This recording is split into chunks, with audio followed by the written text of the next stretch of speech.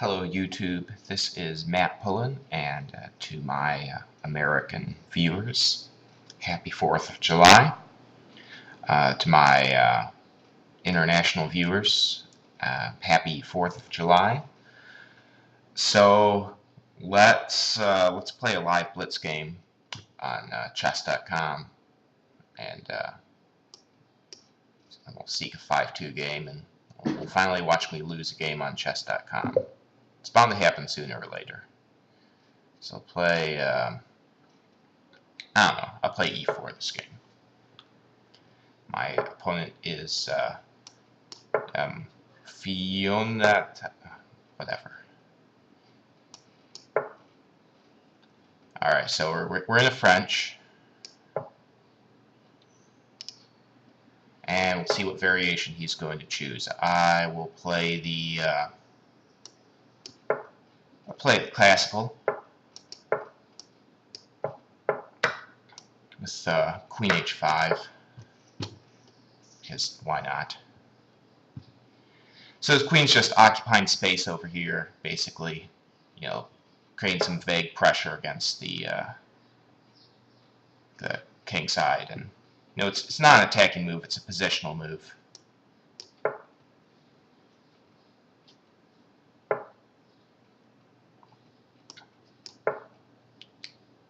So he's playing just normally the way that he would in a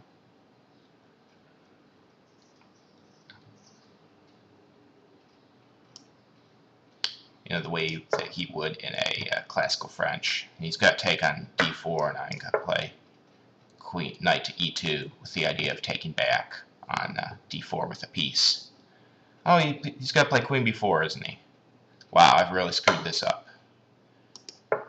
Yeah, so I just lost a pawn for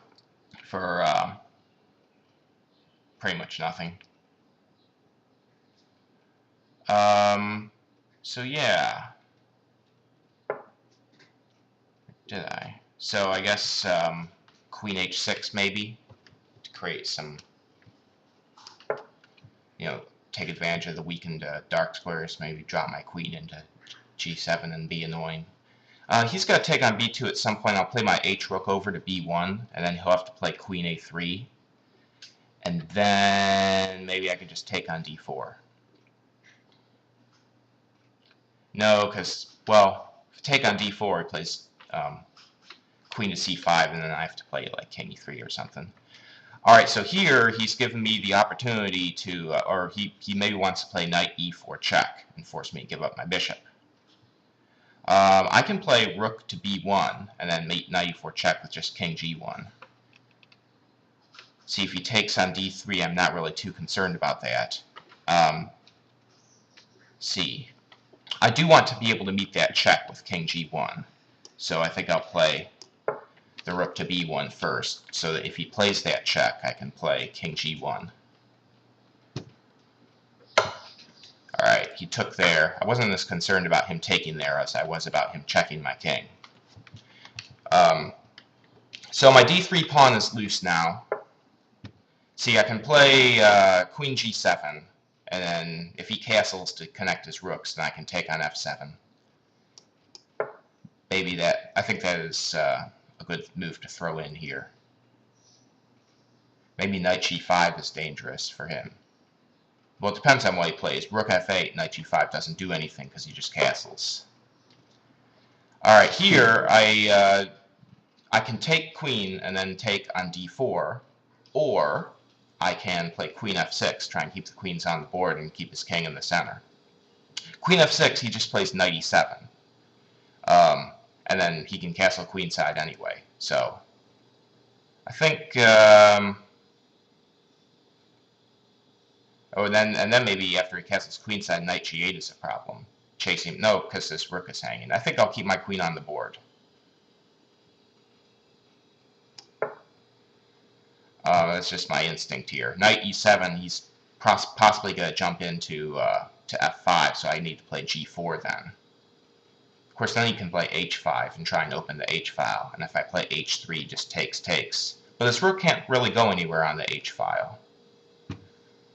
And I can bring my rook from b1 back over to h1, and Alright, so here he wants to go to, he wants to take on d3, and I have to do something about that. Rook d1, he can play knight c2 and then bring the knight to e3.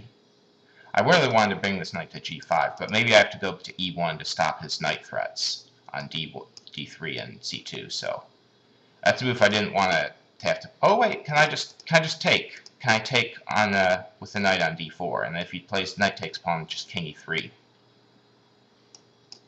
I think that is better than pacifying my knight. See, knight takes d3, king e3. And then where's this knight going? Back to c5. So then knight g5 with the idea of threatening knight takes f7. Knight takes f7, he can't queen take it because his rook is hanging. So that'd be a good threat. Okay, play knight e4 here. Knight e4, I think, forces me to play knight takes. Oh, maybe he didn't see my threat of taking on f7. Because his queen is overworked. His queen was guarding f7 and also guarding h8. And if he just moves his rook, then I play knight d6, and he is losing massive material. So, yeah, that was, well, I shouldn't say was, because maybe he still has some resource here. But I think my position is pretty convincing.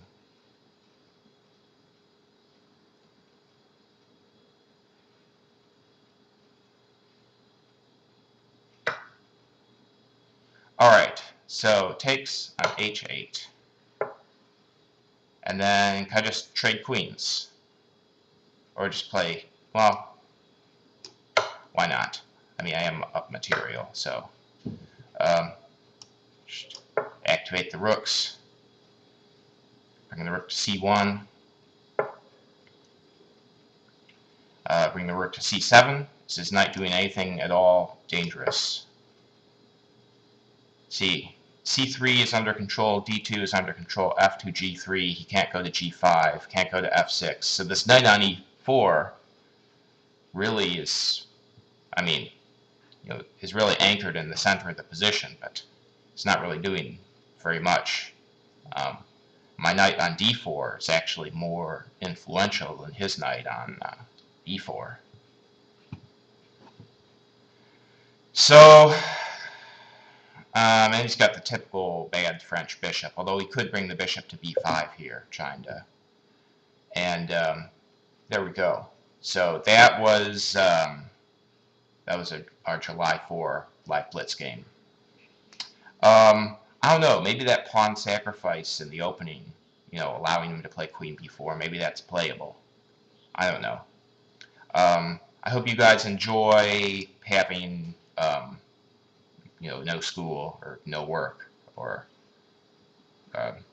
just being able to do something different than what you normally do today. It's a good day for it. Have a good one, YouTube.